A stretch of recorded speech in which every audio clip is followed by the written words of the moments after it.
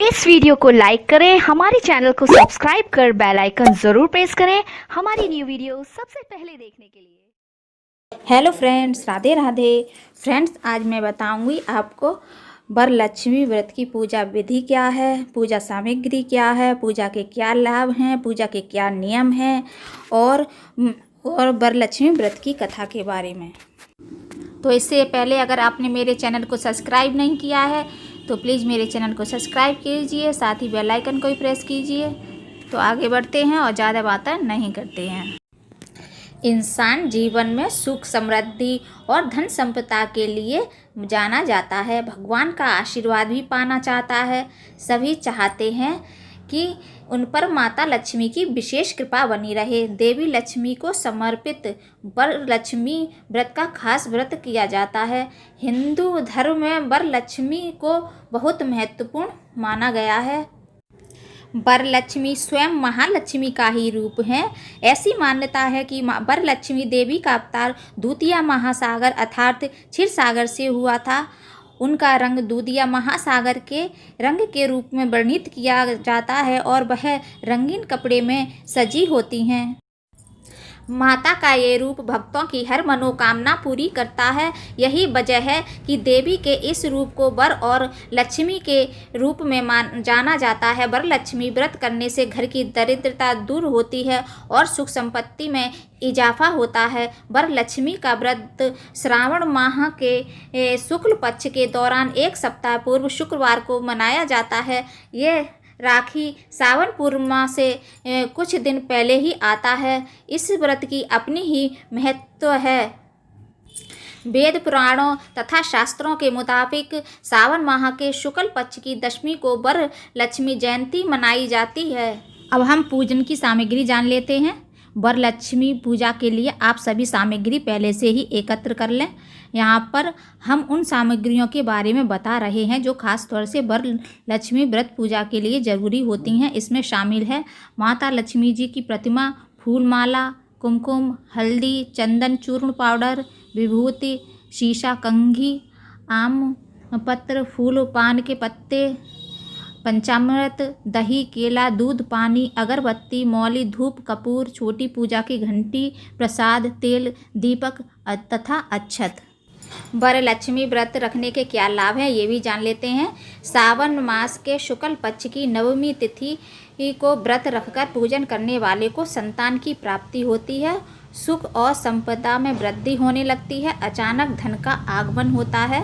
व्रत रखने वाले स्त्रियों के पति को दीर्घ आयु जीवन की प्राप्ति होती है। यश तथा प्रतिष्ठा में वृद्धि होती है। अब वरलक्ष्मी पूजा की विधि क्या है इस बारे में हम बात कर लेते हैं। वरलक्ष्मी का व्रत करने वाले व्यक्ति को प्रातः काल में जाग जाना चाहिए। घर की साफ सफाई करके स्वयं स्नान आदि कर लें। अपने पूजा स्थल को गंगा जल से पवित्र कर लें और फिर व्रत का संकल्प लें। माता लक्ष्मी की मूर्ति को नए कपड़े, जेवर और कुमकुम से सजाएं। इसके बाद एक आसन पर गणपति जी की मूर्ति रखें।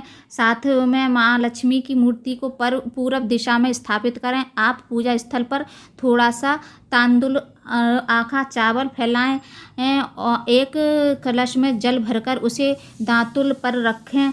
इसके बाद आप कलश के चारों तरफ चंदन लगाएं।